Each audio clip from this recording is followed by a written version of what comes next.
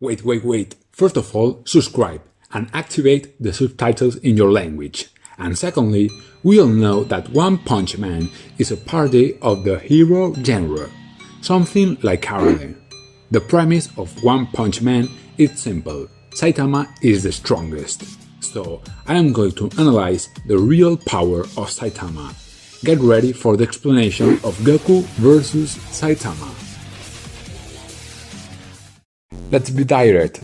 Both Goku and Saitama will be the winners in their respective universes.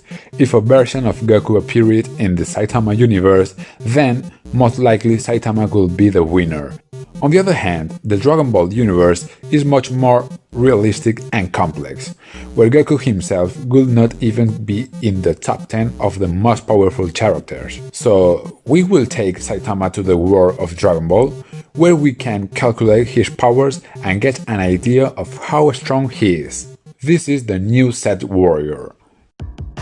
Codename Saitama, better known as the Bald Man in a Cape, and his skills are very impressive. Extreme physical strength. His punches are so powerful that just one is enough to blow up his rivals into 1,000 pieces. However, Saitama isn't a martial artist, so he haven't special techniques. He can't field ki, much less fly, but he makes up for this with powerful jumps. His greatest feat was jumping from the moon to Earth in seconds.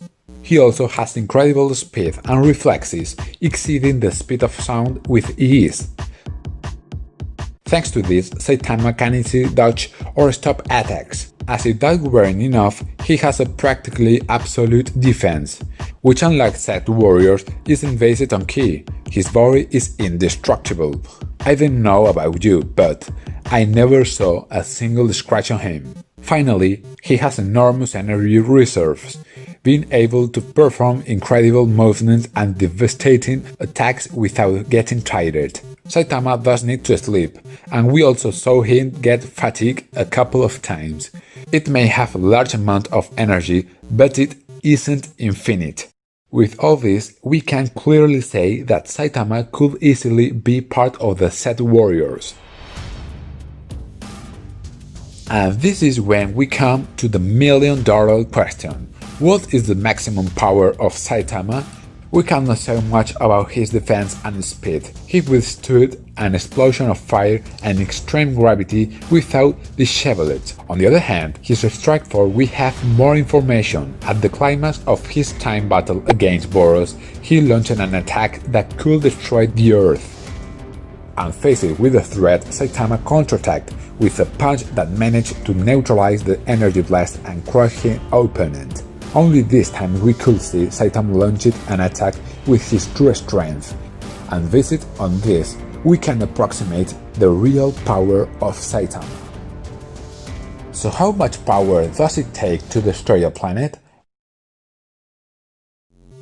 Well, this depends on the size of the planet. For example, Piccolo destroyed the moon, when it didn't reach 1000 unit force. But it isn't the same to destroy a small satellite like the moon than to destroy the planet Earth or a giant planet like the planet Namek. So we can say that in Dragon Ball there are three types of the planetary destruction.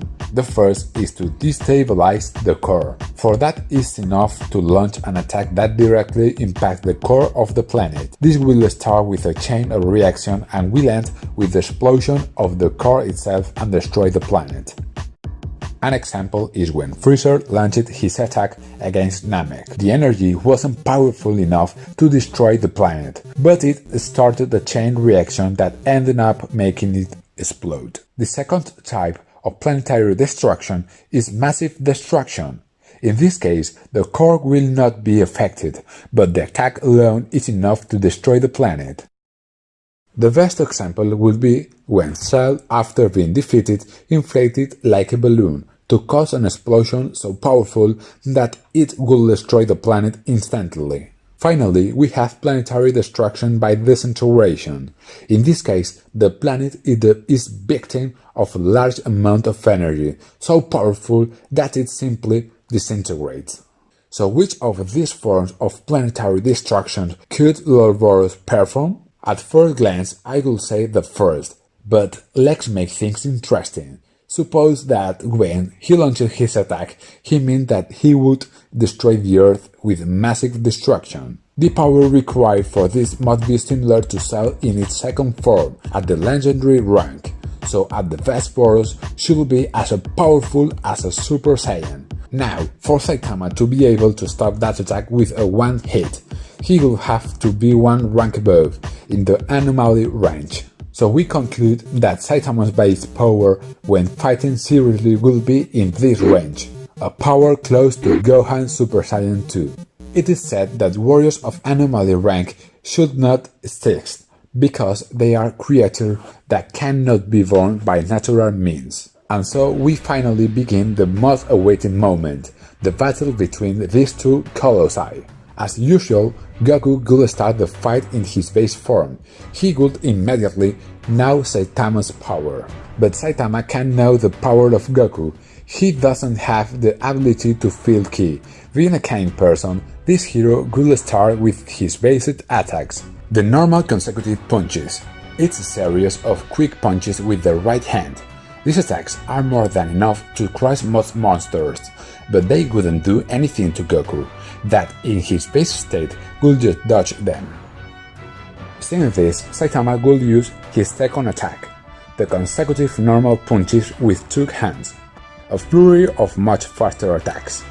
This time Goku might not be able to dodge them all. He would decide to transform into Super Saiyan maximum power. In front of an enemy superior to Lord Boros, Saitama would be forced to fight seriously, using the Serious series. That as, we know they are techniques in which he makes an effort.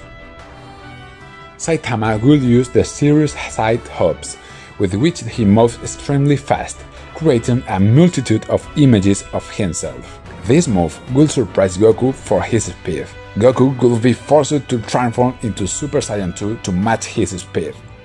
Faced with an opponent who matches his speed and is immune to his normal attacks, Saitama will use his Serious Punch, the impressive attacks he used to destroy Boros. As we said, this destructive power would be like a full force attack from Gohan Super Saiyan 2.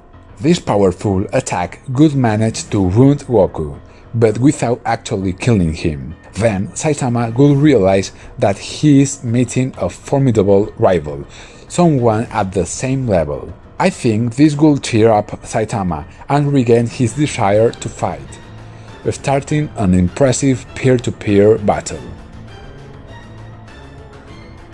Finally, Goku would transform into Phase 3, forcing Saitama to reach his limit. If it had to guess, I would say that by trying his best he is capable of reaching the next rank of primordial strength. And you might ask yourself, are you telling me that Saitama, a simple human being, could reach the power of primordial force in the universe? You are right. Perhaps I exaggerated a bit, because this power is enough to endanger the entire universe.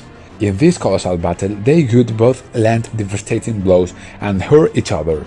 But in the end, who will win? Well, although Saitama's strength is colossal, he doesn't use martial arts. He hasn't special techniques. He can't feel the presence of his opponent. I think that this would be Saitama's Achilles heel. As an experienced martial artist, Goku could read his movements and ultimately defeating him with a special technique like Kamehameha. So today Goku has proven to be more powerful than Saitama. Yet what we say about Saitama is what we have seen to date. Saitama, without controlling the energy, has a power close to perfect Cell. Can you imagine how powerful it would be if he did train at the level of Goku? If you liked this video, subscribe and give me a like. See you soon in more power levels videos. Bye bye.